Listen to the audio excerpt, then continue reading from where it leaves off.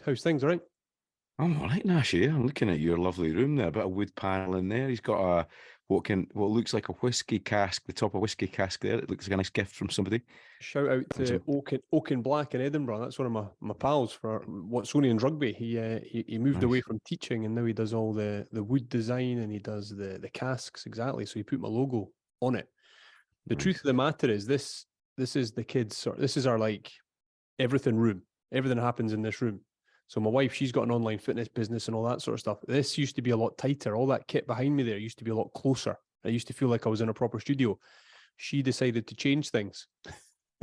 So now I'm here. Like that, without consultation. Yes. I came home one day and she said, I've moved the room around. I was like, okay, fine. Let's go for it. Let's go for it. No, but mate, appreciate you coming on. I'll get straight. I first really started following you and doing all things when you were with Aldo Kane recently. You know, when you were on stage with Aldo on his book tour. And then Yes, I do. Yeah, it's about a year ago now. Yeah. Yeah. Down that rabbit hole of the presenter. I've done little bits and pieces like that myself, doing more now with book launches and things. And I was like, this guy's got a hell of a story. This guy's this guy's done a bit. And mate, it's something there's so many different bits and pieces we could cover and we could go through, but you're in podcast, you're in everything, you've been in the papers. Something that I thought I would ask you first is to do with media is on Twitter, will you pay £8 to keep your blue tick? Well, first of all, it's a white tick and a blue badge. So if Elon Musk wants to tackle accuracy, I'd definitely pay $8 for a white tick, but as long as I can keep the blue badge for free. Uh-huh. What do you think is going on with Twitter? What do you think of that world and the way they're they dictate a lot, don't they? They do. It's been a really interesting experience, the whole Twitter thing, because I was working in tabloid newspapers when it first emerged in about 2006. And actually, just purely by chance, was quite an early adopter of it. So I remember Russell Brand telling me about it. He said, imagine you just had Facebook status updates all the time and they were popping up on your phone every 5 minutes from people that you followed. And I remember trying to explain it to the editor of the paper in a room full of about 20 old journalists. And I remember saying to them, this could be the start of something pretty bad for newspapers if we're not very careful. And the news editor said, what's it called? Twitter. And he started doing the birdie dance, started going tweet, tweet, tweet. And I thought, honestly, this is a changing of the guard, because if you think about it, at that point in newspapers, we only had to compete with each other. We didn't have to compete with the internet. And then suddenly this extra new layer of social media developed where stories that we were breaking in the newspaper were being reported immediately and on the internet and on social media. So, how do you preserve your currency as a newspaper when that stuff's being given away immediately for free? So it was a pretty remarkable moment. And then where we are now with Elon Musk going in it with that huge audience he has, it's a big question about responsibility and power, isn't it? Who owns all of that audience and how well will they handle that and the responsibility that comes with it? Because it's a huge responsibility, isn't it? Yeah, it's huge. What was that like? Obviously, you were young in your career when you got into the papers and things, but you escalated as I've read through the ranks pretty quick. Did they turn quite quick, the papers, and realize, well, hold on, Gordon's got a point here? Did that happen all in front of you, or did it take a wee while for them to catch up, like the head honchos, the editors at the time? How did you react, and how quick was it? Well, that's the thing. You've got a paper out every single day, whether you like it or not. And that's one of the most humbling things, is you realize that it comes out whether you're there or not.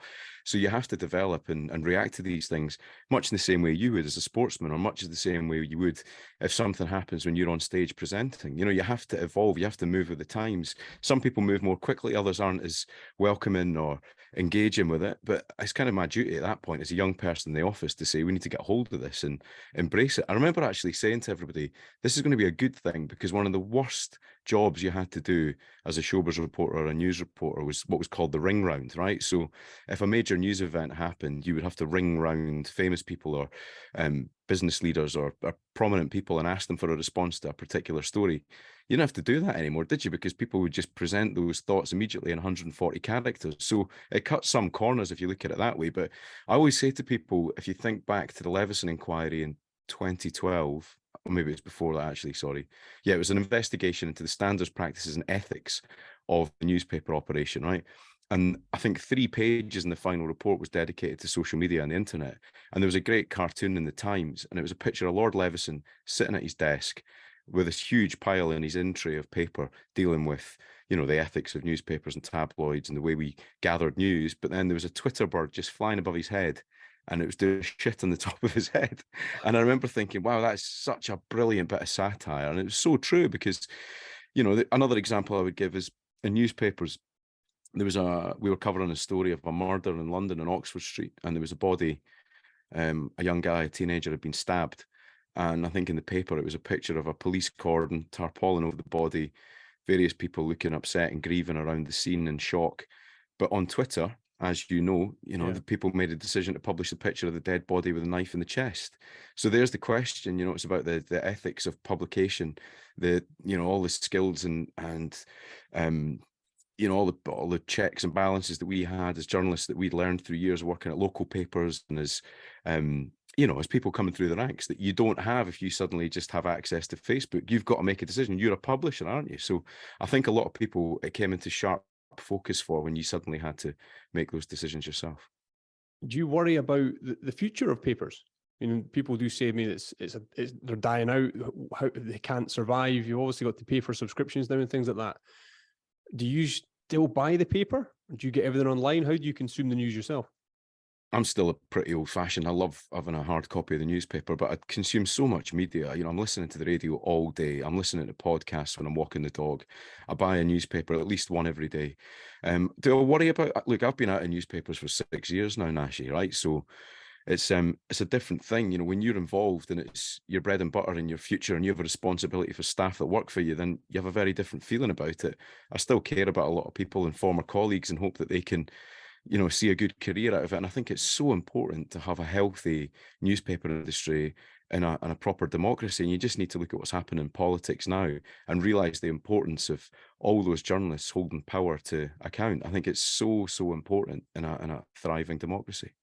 The fast pace of that industry, were you healthy when you worked in the papers? No, I was dreadfully, dreadfully unhealthy, Nashy.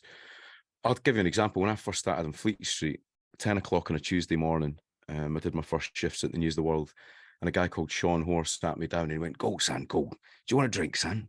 And I said, "Yeah," thinking he'd make a cup of tea on a Tuesday morning. And he pulled out a bottle of Tia Maria and poured us both 2 full cups of Tia Maria at 10 o'clock on a Tuesday morning.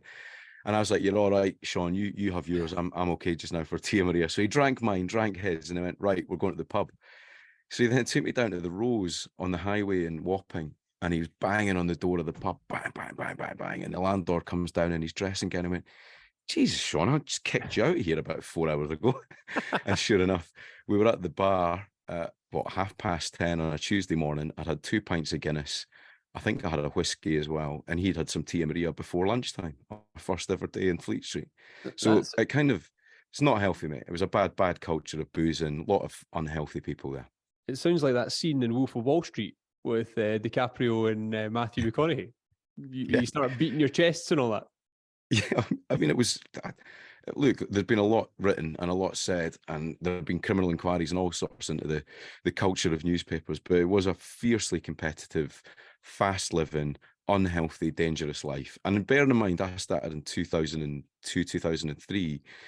I caught the tail end of the naughtiness, the bad, that bad culture or unhealthy culture of the way you lived. And by the end of it, people were going to gym at lunchtimes and drinking much more responsibly. But, we were going out for lunch, drinking a bottle of wine, going out every night, getting in at 3 o'clock in the morning and starting again at 8. It was wild. Yeah. And what do you see as the most important source of media out there now? Is it Twitter? Is it Sky News, or is it BBC? Is it, what's the most important thing that you think if that went, that would change the entire media industry? I think they all have an incredible value. I think, to have a really healthy broadsheet press is important for that depth of reporting and also the money that can be put in to invest in journalism, so you can have 6 months of investigation into criminality in various different walks of life. I think that's so important to have that. But I also think the tabloid press serves a purpose as well, where people need a break, they need some relief. So, I think they all have their equal value. Broadcast news, again, is so important because people tend not to read as much in terms of quality journalism, I'd imagine. And if I looked at the stats on this, and they are quite interesting. I read recently that we consume more written journalism than we ever have, but it's not corroborated and qualified. So, for instance, you'll read loads of stuff your pals will write on Facebook. So we read more, this generation than the one before us, but what we're reading is a load of bollocks a lot of the time. And that's why it's so important to have big institutions that have that army of people with a lot of experience there. And you've got to remember, it is experience. It's the same in any industry. You know, you always need to rely on those folk that have I always talk about it, you know, people who have been to war zones, people who have reported in court, people who have worked in parliament, showbiz journalists who have been to every gig or interviewed every celebrity. I think it's important to have that expertise so people really get a sense of what's going on, and that trustworthy journalism. How did you enjoy that world? Obviously, if you on your Instagram, you've Paul McCartney. There's a few big heavy hitters that you have sat down with. You've shared a microphone. What was that like for you? Because obviously there's the press and there's everything you've done, but to actually meet these people that are globally renowned and to get their time, what memories have you got of a few of those interviews? Oh, it was an incredible experience, Nashy, and I can't actually believe it's over. It happened in the blink of an eye. And I think that's probably similar for anybody in their 40s. You do have a kind of existential moment where you think, hold on, is the best behind me now? But as it was happening, you're under so much pressure to deliver every day, you don't really have much time to soak it up. And I think when lockdown happened, that was the first time I really had a period of reflection to look back on it. And I'm incredibly grateful. I'm very lucky to have had those opportunities, because that access to legends, music legends, and people like Paul McCartney, you know, I might be the last generation to have that chance to sit down and talk to him about what it was like in the 60s when the Beatles first came through and Beatlemania happened. So I feel incredibly grateful to have had the time to have an audience with people like him, and also big characters like Ozzy Osbourne or Roger Daltrey, all those greats of that generation. It's been such a privilege, it's such a pleasure. But yeah, like I say, I've had a bit of time to reflect on it, and it was amazing. It was absolutely amazing at the time. Looking back on it, it's just as special. I'm very lucky that I work with great photographers who had a chance to capture those moments. Like the picture you're talking about is the one where we recreated Band on the Run with Kasabian. And I wrote the questions for Tom Meehan from the band to ask Paul McCartney about that re-release of the album. And we questioned him about, you know, who he'd cast on that album sleeve if he made it now. And it was such a privilege to sit in his office in Soho. And I'll never forget it, because they just started doing Crossrail. That shows you how long ago it was, 2010 possibly. So they've got this huge hole being dug outside his office, and we're trying to have a sensible conversation with Paul McCartney, who's playing an acoustic guitar and talking about how he wrote Ticket to Ride and all those great songs right at the beginning. And again, thinking back now, having a chance to reflect on it with you is really special, because, you know, I'll be able to, you know, tell those stories to my kids and their kids when they get on a bit. And again, it's totally authentic, and I've been really lucky to have more than just a snippet of that time. You know, I've been to Cologne in Germany with them, been to LA with Paul McCartney. I've been lucky to get good time with him in his studio down in Rye in Sussex, which was just remarkable. You know, he's got Grammys lying around like they're just household ornaments. He's got Elvis Presley's double bass hanging from the wall that Heartbreak Hotel was recorded on. You know, I feel so privileged to have had a chance to soak that up. And I think a lot of people would think, yeah, Gordon, you worked for the Sun, it was all about ruining people's lives and writing sensational headlines and stories. But there was a bit of that, don't get me wrong, but, you know, on the whole, I was there to enjoy and do those things. Yeah, well, it's incredible. I mean, your Instagram tells a story in itself, and it's very enjoyable to follow even what you're up to just now. And when I first reached out to you, do you remember the text you sent me back? No, Nashy, I don't know. Right. Nashy, I was leathered last night, but definitely up for the pod. Like, text me. It was brutally honest, and I do listen to your podcast and things like that. And I was like, the guy, what you hear, what you see, is what he's doing. You know, it's very authentic in that response that you sent me. It's a bit of a veneer as well, though, and that's the thing. You know, you don't really post the dull moments. Like, I've spent an entire day today going through paperwork from the last 2.5 years that I needed to file away, right? I'm wearing a fleece and a hoodie because it's freezing in the house, because we're skint and trying to cut back on the electricity bill and the oil bill. Same. So that's the truth. And, you know, my wife's just away at the supermarket again saying, what are we having for dinner tonight? I can't be bothered. And I've got lots of low-level arseache that's bothering me at the moment, but I just don't tend to share it. And it's, you know, like, I've found it, I think it's important to share that, right? I'm one of the worst people ever for looking at social media and being incredibly jealous and kind of, what's that fear of missing out thing, you know, where you wish you were involved. But at the same time, I think it's important people realize that, you know, it's behind all of that, there's a grim reality of trying to keep the show on the road. What are you like with, I mean, we touched on Paul McCartney there, but like going into that first interview, what are you like on the things that you're scared of, or the things that you think, fuck, this is a big one. I need this to go well. Are you, because a quote that I love is on the other side of fear is everything you want. Yeah. You know, if you can get past that fear, you're going to do okay. What are you like when you know something's coming up that is so important to you? Yeah, I get incredibly nervous, Nashy. And in all these conversations, you always look back at your childhood, don't you? And when I was younger, I'm really grateful that my parents pushed me with things, because it's like the devil makes work for idle hands. But also, if you're left to your own devices as a kid, you'd probably just sit in your scratcher, wouldn't you, and watch the telly and not do much. But I was very grateful to have amazing parents who, I was actually, swimming was my first sport when I was a kid, and God, we traveled the country swimming, traveled the country playing football. And I remember one particular day, I had like a swimming gala in the morning, I had football in the afternoon, then there was like a Burns recital that I had to do for the school in the early evening, and then there was something on in the evening as well. And I just remember having this huge fear about, how am I going to do? Am I going to win a medal at the swimming? Are we going to win the football? Am I going to do all right with the recital? And then will I perform in the evening? But I remember that feeling of being pushed through it, and the feeling of um, achievement afterwards.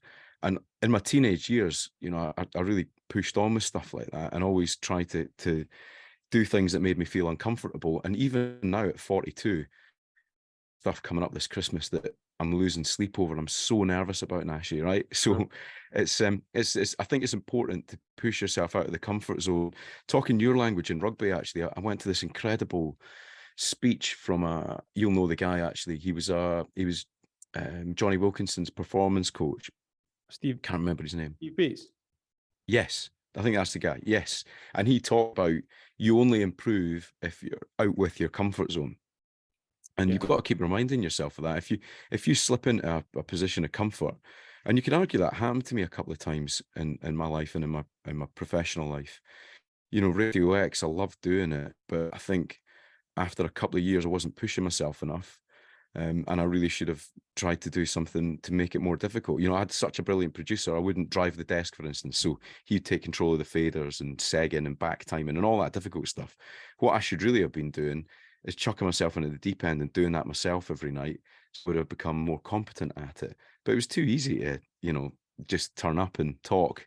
So, I've learned a few valuable lessons, and I think we're all learning all the time, aren't we? And you've got to push yourself, like I say, out of those comfort zones. One of my the only times I've recorded in a proper radio studio was when I was hosting the Edinburgh Rugby podcast, and we did it in Fourth One Studios in the city centre. And we've walked into this spaceship, and I've got Pierre Schumann with me, I've got Christine, the host, I've got a couple of guys from Edinburgh Rugby, and I'm the host.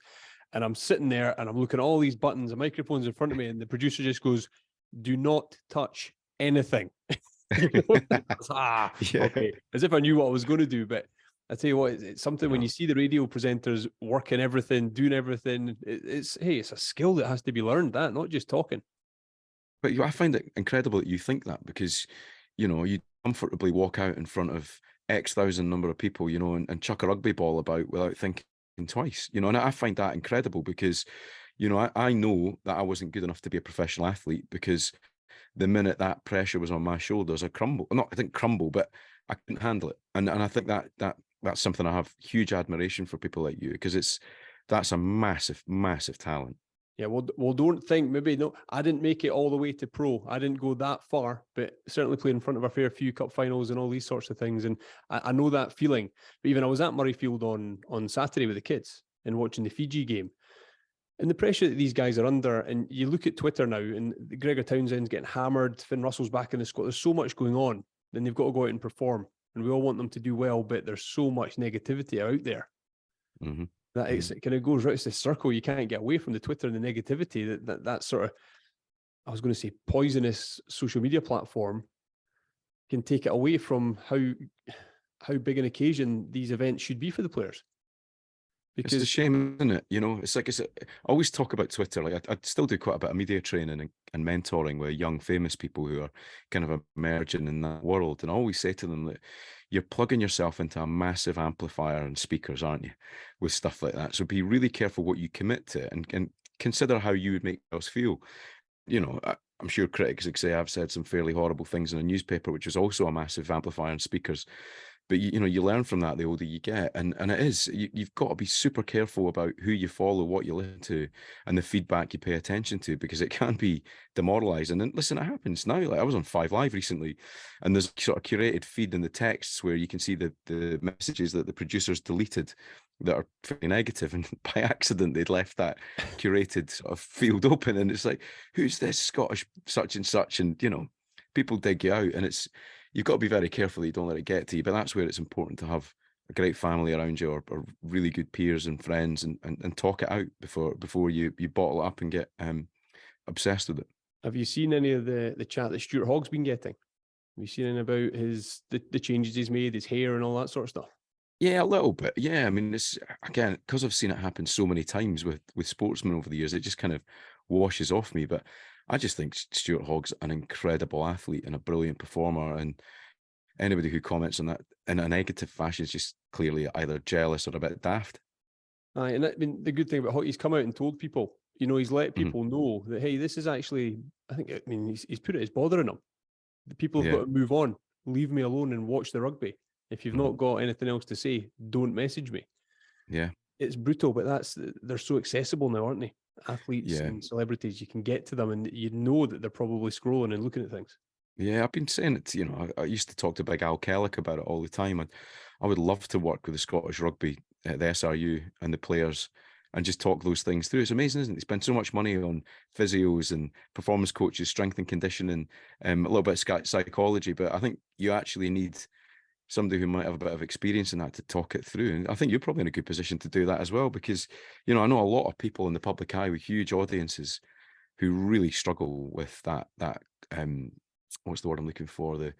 How close they are to that fairly poisonous feedback. Yeah, and work, they must, you see it in movies, people make movies about it, but even like working out who your actual mates are, who your friends, if they're not in the teammate, if they're not in the team room and they're trying to be your friend, they're keeping in touch, but what are they actually after? I know. I could tell you a story about that, actually. I'll anonymize it for you, but a young musician I'm friends with, his best pal, as a gift, he got him a really lovely car, like a customized, very expensive car, because he was beginning to enjoy the fruits of his labor. And he found out that the pal had then sold it, and it was such an expensive car, they'd managed to put a deposit down in the house. But the whole point of the gift is that it was thought out and customized, and it was a personal thing that they'd talked about for years. And that was the end of a friendship, because he said, look, if you just said, look, don't give me a car, I don't want it. What would really help me is if you could help us out with the deposit on a house. That's a different conversation. But to sort of furtively sell that gift that was really personal and really thoughtful just broke his confidence in that relationship. And you hear that time and time and time again. And fame is a really cruel mistress for a lot of people. And I don't think, particularly in sport, it's hard to know who your real pals are. Yeah, it must be. It must be difficult. But as you moved away from the papers and things, how was that time? Like, I talk to a lot of rugby players and athletes about like retiring from sport, something you've known for so many years. What was life like after the papers? What is it like now? And we'll get into Copper Dog, we'll get into everything you're doing and flying all over and all these things. But from being in the press, being in that world to not, what was it like? Well, to give you a really clear picture of it, by the time I left newspapers, it was 2016, and I just spent a year as the deputy editor in London. So I'd been working in the senior team around the European referendum, right, the Brexit referendum. And it was incredibly stressful, and I was living away from home. So I lived in a flat in Tower Bridge. My wife and kids were living in Scotland, and I was working really, really long hours, getting into the office fairly early and getting home incredibly late every day. And it was relentless and really stressful and full on, difficult thing to deal with internally, a lot of internal politics, big characters to manage, a lot of stress. I was a sedentary life by the end of it. You're sitting at a desk, you're not doing, I love being active. So it was hard to be sort of stuck at a desk all day in an office, missing my kids. And I'd just gone through 3 years of editing the Scottish edition of The Sun, and that had been incredibly stressful as well. We had the independence referendum. There were some huge news stories like the Clutha helicopter crash. We had the bin lorry tragedy literally on the doorstep of the Sun office. There was some really upsetting stories about the young lad Mikael Cooler, who was murdered by his mum. A lot of really heavy news in that period I became editor. And I was also 32 when I got the job and 35 when I went back to London. So a young guy dealing with a lot of pressure, a lot of responsibility. Things were moving incredibly quickly. You often felt like I often certainly felt like things were almost out of control. You were just about keeping hold of it, trying to manage your home life. I had 2 young kids under 3 when I started in Scotland. And by 2016, I had a 6-year-old and a 3-year-old who were, very demanding of your time. So when I finally made the decision to pull the ripcord and get out, take the brave pill and disappear, it was hard, Nashy. Like, you're also walking away from financial security, healthcare. By that point in newspapers where you've reached a senior level, you're being um, remunerated very nicely. You're in a comfortable position, but there's a reason you get paid that money, because it is incredible pressure and incredible stress. So I knew I had some stuff lined up. I knew I was going to go and work in radio. I knew I was going to set up my own business. I knew that Copper Dog Whisky was taking off and going really well. I knew that I had lots of consultancy work lined up. So I didn't leave with nothing to go to. I left with a plan. But as you know, as Ricky Hatton always said, once you get in the ring, it's not a tickling match, is it? You suddenly realize that life isn't fair, right? And things don't always go to plan. So I had this brilliant period of relief where, I felt like I'd just come out of Shawshank Redemption, and that institutionalized nature of working for a big company for a long time was gone. But then I found it really hard, because some friendships are really valued and I thought they were genuine, and they evaporated because I was no longer the guy from the newspaper that could turn amazing favors or help people out. I actually thought when I left it would improve or help a lot of friendships, because I no longer had the fear of Rupert Murdoch in the Sun and all that. But it didn't quite work out like that. And I realized actually it messed with my head quite badly. And looking back on it, it was in a pretty vulnerable place, Nashy. It was hard to deal with. But I loved the radio and I loved the work I was doing. And it was totally liberating to be in a completely different environment with new people, with different culture. And that was exciting. And then obviously things went horribly, horribly wrong. Just before lockdown, I lost my voice, had a huge health scare, didn't know what was going on, couldn't get the operation to have my voice fixed. So spent a year in lockdown thinking I might never speak properly again. I just didn't know what was going to happen. So all those best laid plans went completely wrong. So it's been a really challenging 2 or 3 years through lockdown. I had coronavirus a couple of times really badly, which was horrific. And I had to rebuild from scratch. And obviously the whiskey hit the buffers because, airports were shut, restaurants were shut, pubs were shut. That was tough. My business, Restless Natives, that I'd set up was struggling because a lot of businesses had to claw back, and we were kind of a luxury department, if you like, doing cultural curation for big brands. That fell apart. All the stuff I used to do in the music industry stopped because, bands weren't touring. I wasn't required to do a lot of the media training I'd done in the past. So it was a pretty terrifying time. The positives were I got super fit and super healthy again. I was pretty extreme going out, but I was also extreme looking after myself and getting fit again. Loads of time with my family, which was brilliant. But yeah, I didn't think at 40, 41 and 42 that I would be as worried about the future as I was. And it's been, a fairly upsetting, fairly difficult, really challenging, but also really rewarding experience navigating my way through that. You touched on right at the start of that, where you packed so much in there that about friends that kind of dropped off when you maybe didn't have the thing. Have you now come to a point to say that that's not actually a bad thing? There's a little bit of weight off there. I know they're probably good friends, but you know what I mean? There's not the demand there or the expectation that Gordon will sort it. It's really interesting. And, the truth of the matter is, Nashy, I'll be deadly honest with you. I am a worrier, right? I worry about a lot of stuff. I think I've inherited that from my mum. Then worrying is a total waste of energy and time. But as much as I tell myself not to do it, it's kind of built in deep in my DNA somewhere. So I think too much about it. A couple of really, really important friendships fell apart in the last 4 or 5 years, and that's been so difficult to deal with and very emotional and very hard to navigate.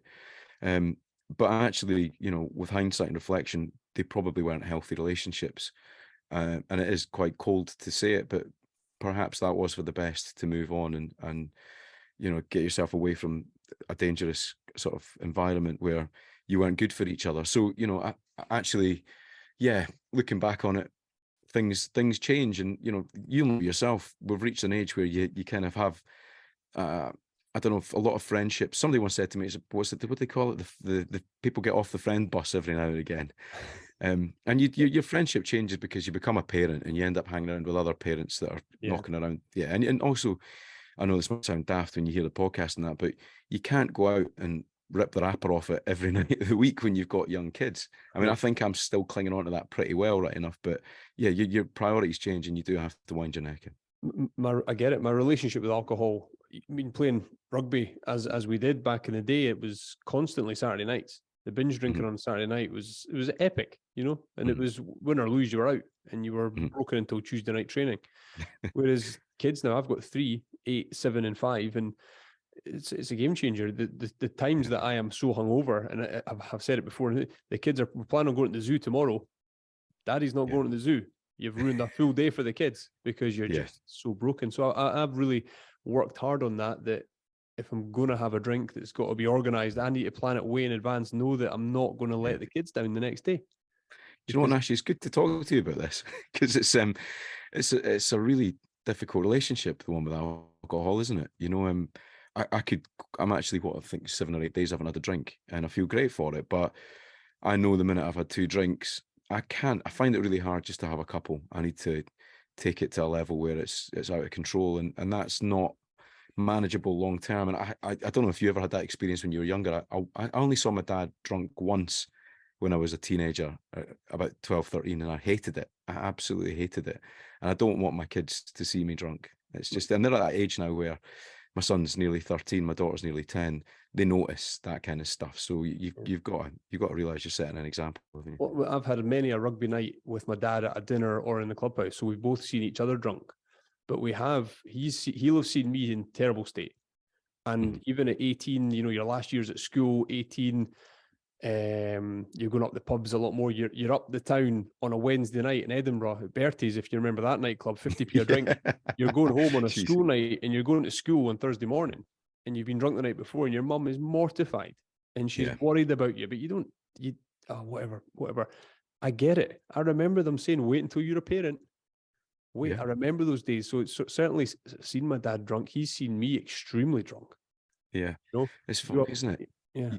I don't know about your dad, and he's probably your hero, wasn't he, when you were growing up, I'd imagine? There was all that, yeah. That's what it's like the old Kevin Bridges, you go through the period when your dad's a dick, you know, and you don't get on because he's disciplining you. And I'm doing it now with my boys, and they're 7 and 5, and God, and rough and tumble. They're kids, but I don't know, I'm trying to discipline them at the moment, but they're just babies. Yeah. How I'm going to set the standard when they're 17 and 18 and they're wanting to head up the town. And that's something even with social media and everything that's going on. It's like, how do we keep up with how their worlds are going to advance? And look at what Zuckerberg's doing now. Is a night out going to be on the computer with a headset on and they're drinking on their own and smoking or whatever, you know, and they don't actually have to leave the house because they can get their high on a computer screen? Yeah. What the hell is coming? I know. I think, well, there's a great quote, isn't there? It's like, do you want to live your life by hope or fear? And I did a thing the other day at my son's school with Martin Geisler, you know, Martin from the BBC. Yeah. And I tell you what, it's intimidating speaking to 60 super intelligent kids about politics in the future, but it actually gave me great faith in what the world has ahead, you know, because, you know, there are a lot of bright people who will make sure that I think a sensible future exists. And, you know, I know what you mean about the metaverse, and I totally agree. You know, if you've seen the film Wall-E, I think that's a fairly accurate depiction of worst case scenario, right? People just float around and have the necessary vitamins and minerals injected into them while they just indulge in entertainment. But no, I think I've got to have faith and hope and live by that hope. But I also think culture changes, right? So if you think when you and I were coming, you were playing rugby, I was playing football, buy yourself a newspaper, everyone goes for pints afterwards, you would down pints. You know, you'd have punishments and forfeits and all the rest of it. But I don't think my son will have that culture with football and rugby. I think it will be different. I think they're more interested in looking like Cristiano Ronaldo or having a Van der Merwe body than they are about, you know, being like, I don't know, Gary Armstrong and Brian Redpath and John Jeffries and, you know, seeing who could stay up the latest and drink the most. But then on the flip side, are our kids being taught to stay down and cry when they get hit? Because I wasn't. My coach would kick my arse. Get up, get on with it. Now, I know it's gone on from concussions and we're in a whole different place there, but are our kids getting told that it's okay to quit? I think they are. Is Yeah. it okay just to turn up and not try your hardest? They're getting told that. Make sure everyone's got to be involved. And as soon as the dad turns up and says, "Go on, son, you're going to win that." Yeah. Like, oh, what's he all about? So, no, no, No. no. I want Hunter and Rocky to grow up trying to win everything. I Yeah. do. I do. But that could be seen as negative because, oh, Yeah. Mr. Nash, did you see Mr. Nash shouting, "Go Hunter" and all that? What about the other children? They deserve a chance to win. Well, Yeah, I think I'm going through this at the moment with my son. Like I say, he's nearly 13, and there's a couple of big lads in his year, and it's a rugby school, right? I'm from a football background, and I can see that trepidation about him being taught to chuck himself into these big lads. But I know I wouldn't fancy it, you know. And yeah. I'm pally with Josh Taylor, the boxer, and he's just made of a different substance than me. He's made of some kind of granite, right? And he's got this unbelievable level of testosterone that means that he has to be the alpha male silverback gorilla in every kind of physical contest. And I'm quite happy at my age to sit back and let that go. Crack on, man. But it's funny, isn't it? I want my son to be, you want him to thrive and be successful in that environment. You don't want him to be timid or weak. But that's probably because I'm a child of the 90s and still think it's good to physically, be confident and capable and competent. And also academically, you want them to do really well, don't you? It's quite hard navigating it for a second time through your kids. It's hard enough when you do it yourself. I had to start helping the football team because I was that dad. I'm allowed to now shout encouragement. I was that dad at the side watching, getting a bit animated. Then I had to say to the guys, look, I'm happy to help you if you need it. Yeah. And then you get in, you've got the strip on, you've got the kit on. You're actually allowed to really show you're enthusiastic because you're the coach. But there's something in that. And also, I mean, like, the way the world is now, I had a really interesting conversation recently with a girl called Lizzie Daly, and she's a wildlife BBC Natural Geographic. And I was asking, how did you get started? And I was just out with my camera and I got an opportunity.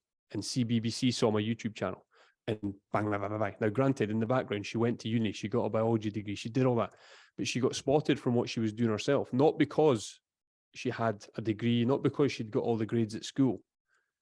What we're doing now, podcasting, what we're doing, again, Twitter, Meta, the way the world is going, education is so crucial. And I'm not saying anything against it, but there's ways that we can teach our kids that don't get beat up. If you can't spell that, it's not the end of the world. Yeah. But in school, it's just pigeonholed, or he's not really doing this. We're going to go into that club. He's got to go in that color now, and he's in that group with them. They're pigeonholed. And they're told you've got to do this and then got to do that. Whereas actually, as parents, I feel we've got a responsibility to show what else is out there. Yeah, yeah. I think that's so important. And I don't know what it was like for you with careers advice at school, but I look back at it and have a little chuckle because I think everybody just assumed I'd follow in the footsteps of my dad. He's a GP and you're academically fairly capable. So they're like, yep, you're going to be a doctor like your dad. Not thinking, maybe I don't want to do that. Maybe I don't want to have people's lives in my hands every single day. Maybe I want to do something else. Yeah. And I'm really pleased that my dad was good enough to take me on work experience and introduce me to so many terrible smells that I knew it wasn't right for me. And, I think he is also probably frustrated that he was a doctor in a way, because I think he would have loved to have worked in music or events or, putting on gigs. That's really what he probably wanted to do when he was a late teenager.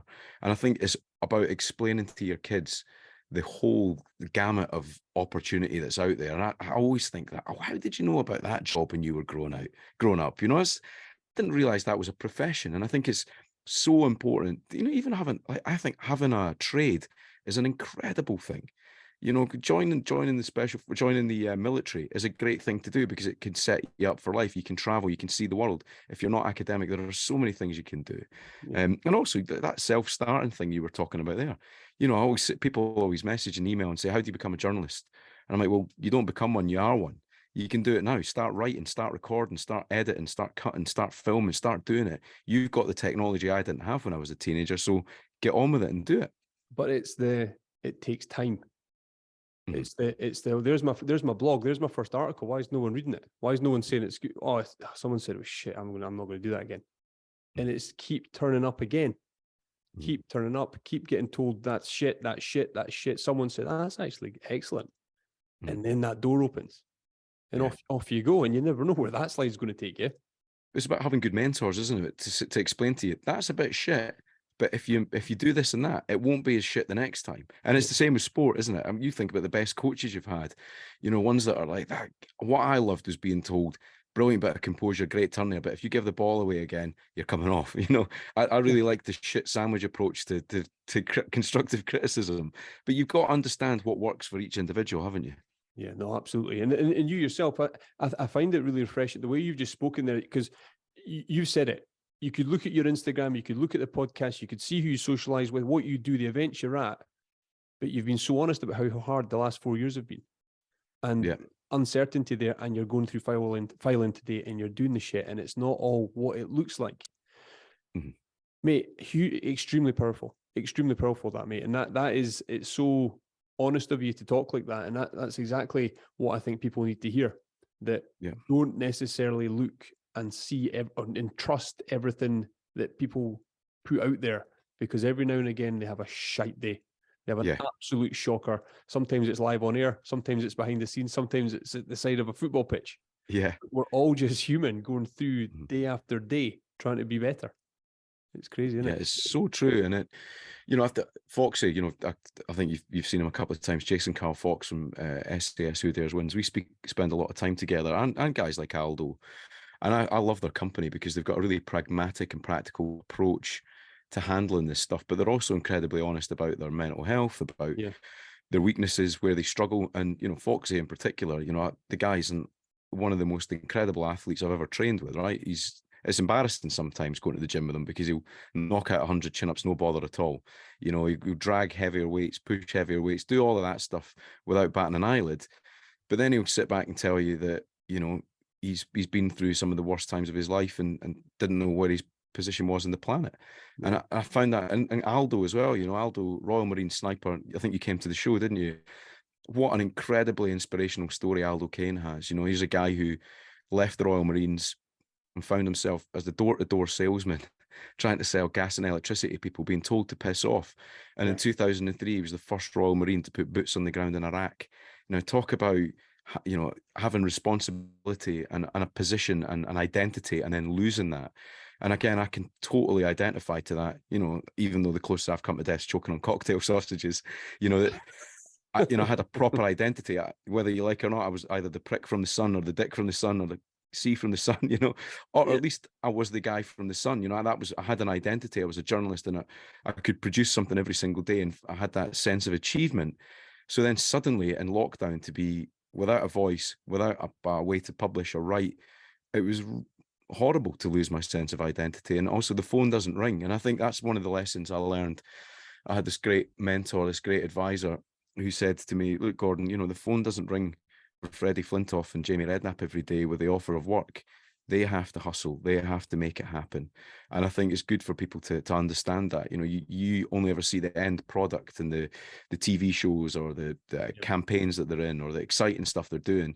You don't see the hustle and the hard work and the army of people who make that stuff come together. And I'm very fortunate that I've got people in my life that support me with that. And that's also, you know, quite a tough thing from where I've come from in newspapers. You become quite de-skilled because everybody does stuff. You know, your job is it lands on your desk and you just delegate and pass it out and make sure the right people are doing the right things.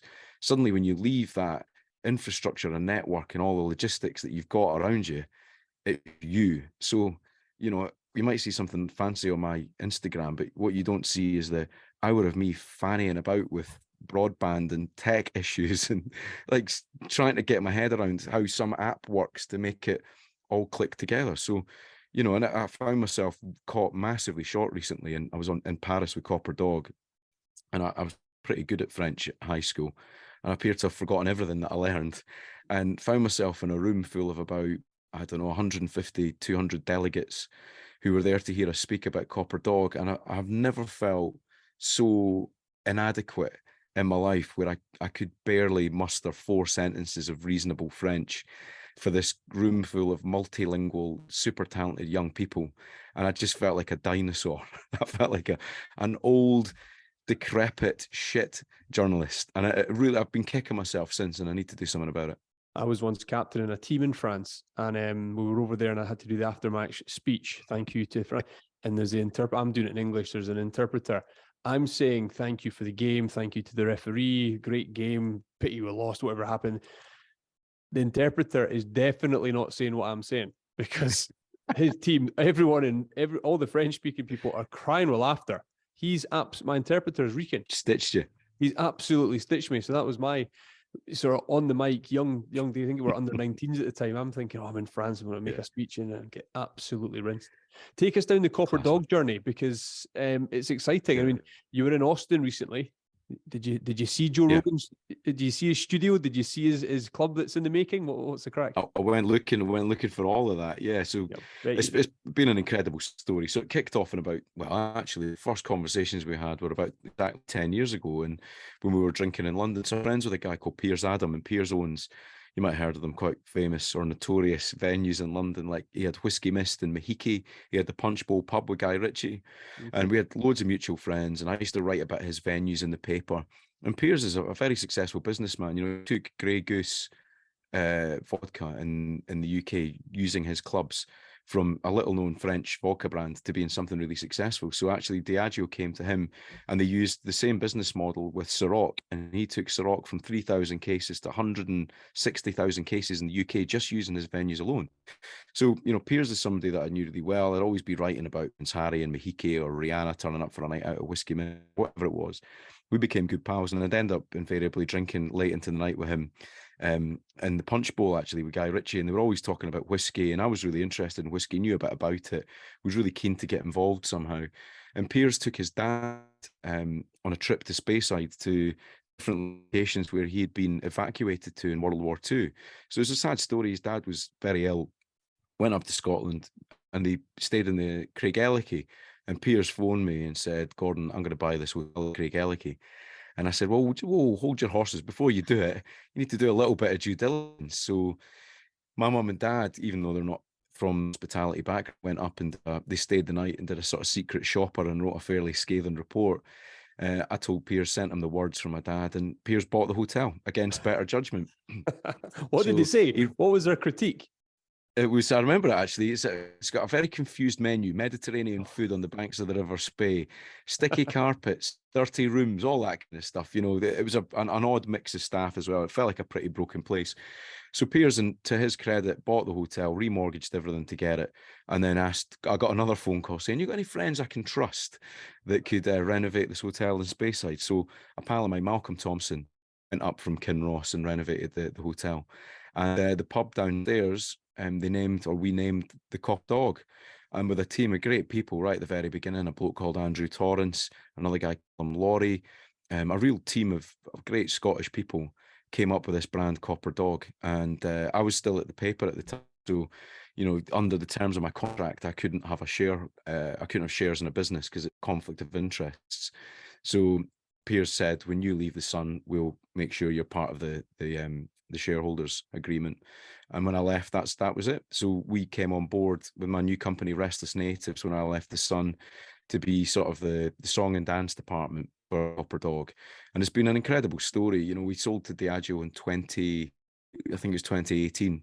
So we've spent a lot of time in America because that's where all the volume is. So I did a 5-week tour earlier this year, which was incredible, from New York all the way through to Denver, Colorado, via Texas, and Chicago. It was a brilliant trip. And then we went back again for 2 weeks there and did the same again, but this time in Atlanta, Houston, Arizona.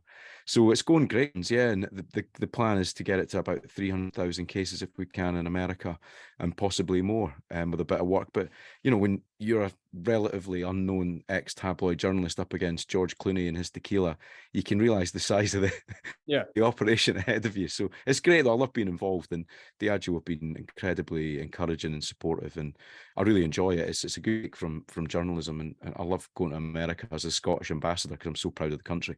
Yeah, so I mean, that's right up your street. What are you doing? You're going out and you're promoting it. You're getting it into bars, restaurants, or meeting the actual head honchos that can make the decisions to buy the whiskey. All of those things, yeah. So they call it the on-trade and the off-trade. So you, in the afternoons, you go and visit restaurants, pubs, and then nightclubs who stock the whiskey or don't, and you're trying to persuade them to. Then in the mornings, we'd be working with the off-trade. So places like Total Wine, or all these huge shops like Applejacks in Colorado. They're like Asda's for Yeah. for booze, incredible places. And then you go and speak to the distributors, those teams, and get them engaged and tell them the story about the provenance and the history of Bayside and what we do. How are you going to get it into Joe Rogan's new comedy club? We're going to do it, by the way. We've got some great people in Austin. A guy called James Moody, who owns Rambler, which I'm wearing his merch this evening. Mm-hmm. And we're really keen, Compston and I, with the podcast Restless Natives, we want to go and play on the pitch at Austin FC, and we want to have a night out with Rogan. So Matthew McConaughey, Joe, and all that mob, take our copper dog, we'll play our football, and we'll talk nonsense with them. I think it would be quite good. Would be good guests. Would have a bit of mischief. And I reckon, yeah, it's doable for you, because those guys and that culture he's got in the pod. Do you listen to the podcast regularly? The Rogan Show with all his mates and Now and again, and all yeah. He's just, I mean, he's worked hard. I mean, he's put that shift to how long, 14 years, and they're just getting stoned back in the day. It is now what it is, and it is just incredible that he's created this podcast that he brings his mates on, and his friends they've risen with him. They've become household names in the comedy circuit, and everything that he's done. It's such a good success stories that, I mean, just gives hope. Who knows who's ever going to, Stephen Bartlett and guys like that are sort of paving the way in the UK. But it gives people hope that you can just put a shift in and keep going. Yeah. Do you know, that's something that's still learning from that time in America, by the way, is that you always get the sense, I've particularly found in Austin, that people want you to succeed and they want you to do well. And I think you alluded to it right at the beginning of this interview. There is a tendency in our country to do people down. And I think it's quite a bad Scottish trait as well, isn't it? You know, it's like, so I don't ever get the sense they want you to do well. They kind of want you to fail or fall flat in your face. And I love that feeling of people going, this is great, well done, you've created something, how can we help, how can we push it? And it was quite refreshing to have that, you know. It's rare that happens here. It's rare that people are more happy to promote famous people or established things, and they'll reshare it and they'll repost it and they'll tell their friends, rather than something that their pals building or going to their pal's shop who needs a hand because their t-shirts aren't selling. No, it's one thing, Nashy, honestly, and you're good at it as well. I've noticed, you know, you're an encouraging person, and, you know, I think it's so important for anybody listening to do that. You know, the value of somebody putting an arm around you and saying, go and graft, work hard, you'll get there. I find that affirmation, that private help, so encouraging. You know, and there's a young guy I met last week. I went to see Trainspotting live. I don't know if you've seen it. It's like an immersive theatre experience. It's absolutely incredible. And the guy who plays Tommy and directs it, Greg, he's a great lad from Stenhousemuir originally.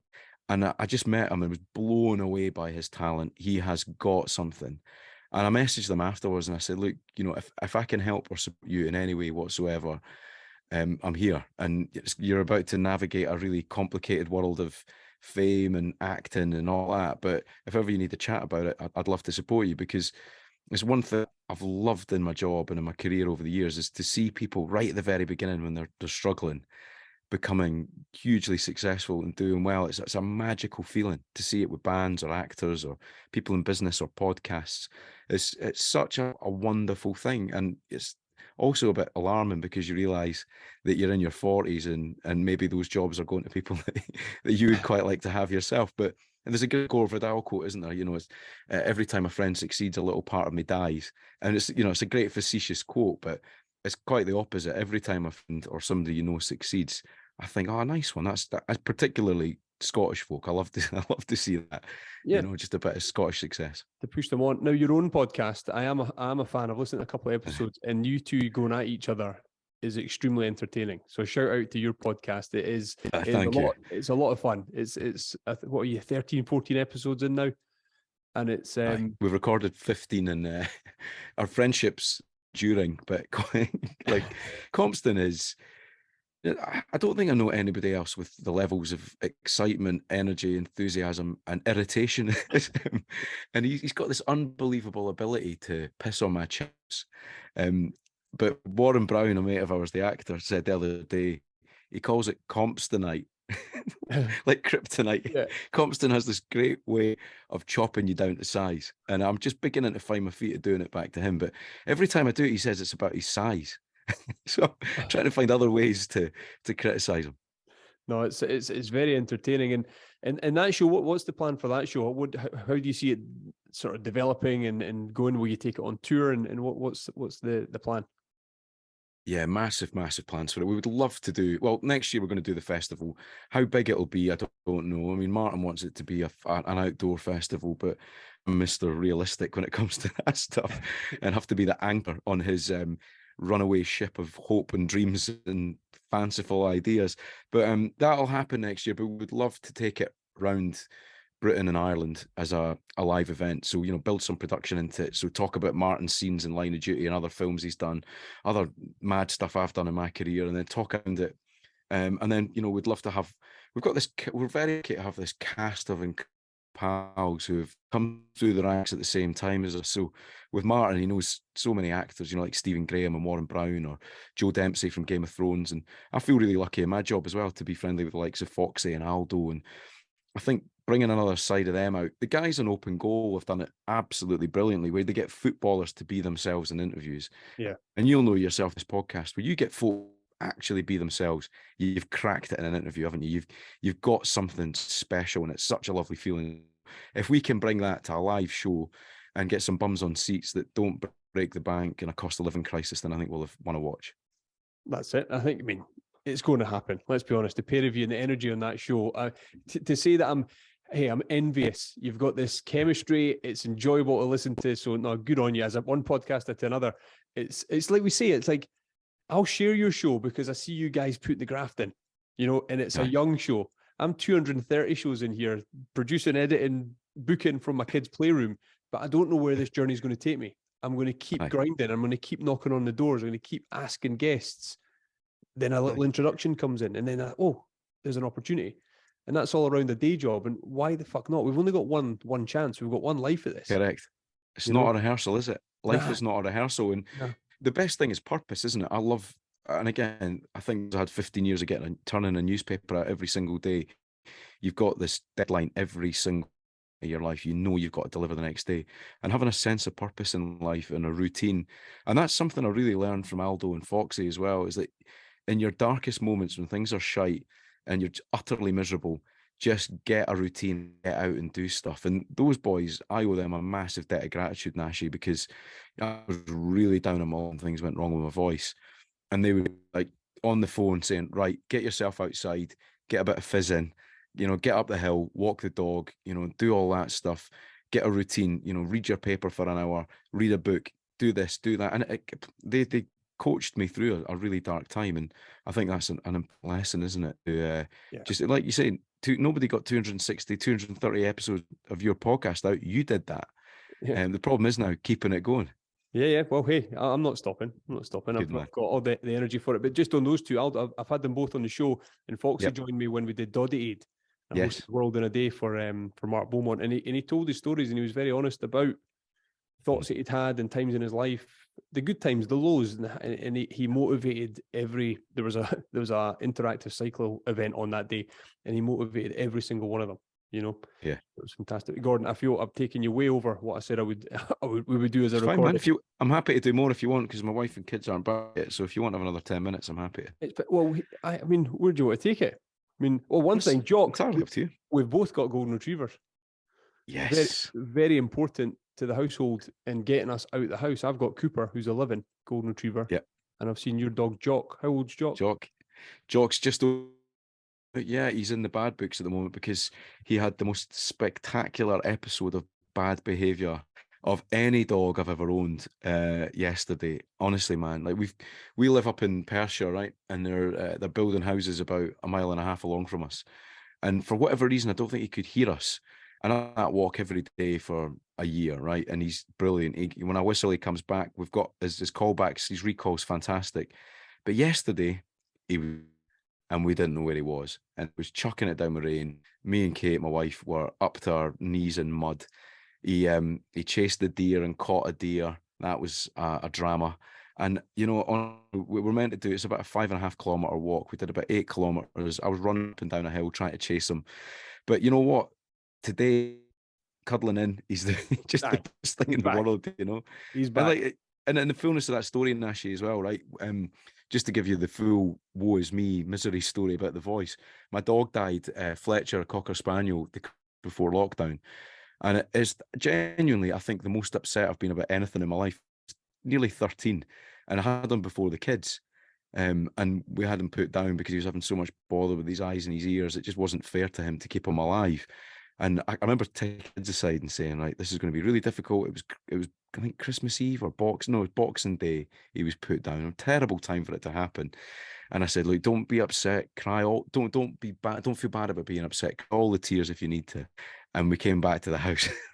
I was just like slobbering nightmare of a crap mess.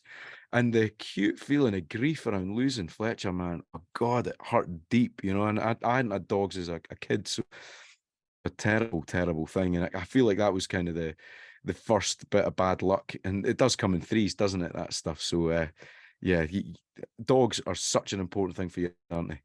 They are, and in our dog, obviously, we got Cooper before the kids, and he's my first dog. Abby has had dogs her whole entire life, so yeah, there's a bit of a bond there. He's quite a boy. We've had those times when he's gone missing, Yeah. I mean, but also the times when he gets sick and he gets ill, and he doesn't. Obviously, if he's inside, it's an absolute nightmare. And you think, why have I got a bloody dog? You wipe Yeah. it up, and it's like, come here, big guy. You know, it's I just know. they do that to you, don't they? And I think I there's know. something about golden retrievers. I do love golden retrievers. Very approachable, kind dog, soft mouth. Yeah. Great with kids and as a family dog. I mean, I love him to death. And you know, whenever Yeah. there's a golden retriever, you whistle it over. You know, even Yeah. if it's not yours. Too right, man. You know yourself as well, right? When you've been having those difficult moments in your life, personal stuff, professional.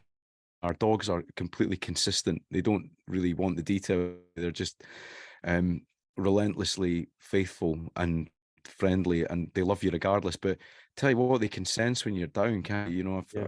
I've had a weird week this week, and he knows. And I think that's part of the reason he was at it yesterday, is because he knows something's up in my head. So Yeah. neither magic and magic. Was it they say if you locked your wife and the dog in the boot of the car, who'd be happy to see you when you opened up? Is that your progressive modern man attitudes towards relationships? You know, I'd only heard that once before, and that was from my father-in-law, and that tells you everything about the Provost of Fife, Jim Leishman. That's it. You should get him on. Yeah, mate, we could keep going. I won't keep you. I know Yeah, you'll have a night to go, but here, I really appreciate it. I'll chop this up, get it edited, and yeah, mate, I really appreciate it. Nashy, thanks for your keep cracking on, man. I'll look forward to coming back on for the 460th. That's it, mate. That's it. Good man. Good times. Cheers, brother.